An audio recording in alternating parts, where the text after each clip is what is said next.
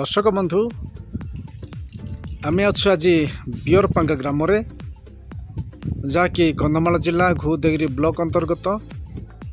रायकला पंचायत एक number ward बियरपांगा ग्राम रे मौलिक सुविधार वंचित बियरपांगा ग्राम ना भल रास्ता अच्छी ना पानीय जल ना शिक्षा निमते स्कूल शिक्षा कहले 3 किलोमीटर पिला माने चली चली जाउछंती जो रास्तार से माने चली चली जाउछंती रास्तार अवस्था कहले न सरे शोचनीय अवस्था रे यही रास्ता शोचनीय अवस्था रहिथिबा सकाशु जीवासीबारे बहुत असुविधार सम्मुखीन होउछंती छात्र छात्री पाखापाखि 15 जन पिला माने जो माने कुनी कुनी पिला माने से अंगनवाड़ी जाउछंती रास्ता से मान को नथिबा सकाशु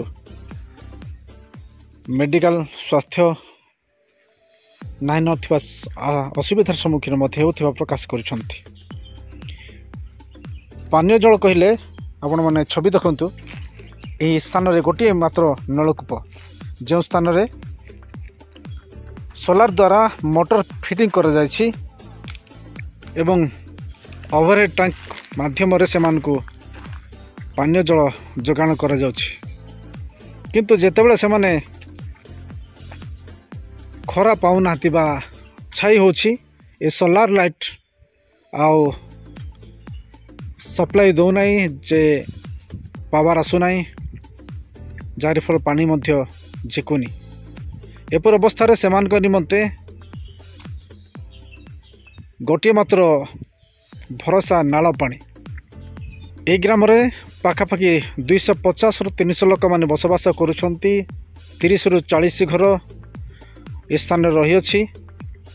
बियरपांगा ग्राम 1 नंबर वार्ड रायकला पंचायत होइथिबा बेले नाइ नथिबा असुविधार सम्मुखीन बा नाइ नथिबा समस्यार विषय गुड़िक स्थान रे ए ग्राम देखा मिली।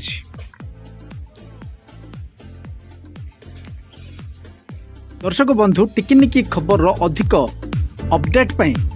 टिकिनिकी खबर को सब्सक्राइब लाइक और शेयर करने को भूलिबे नहीं।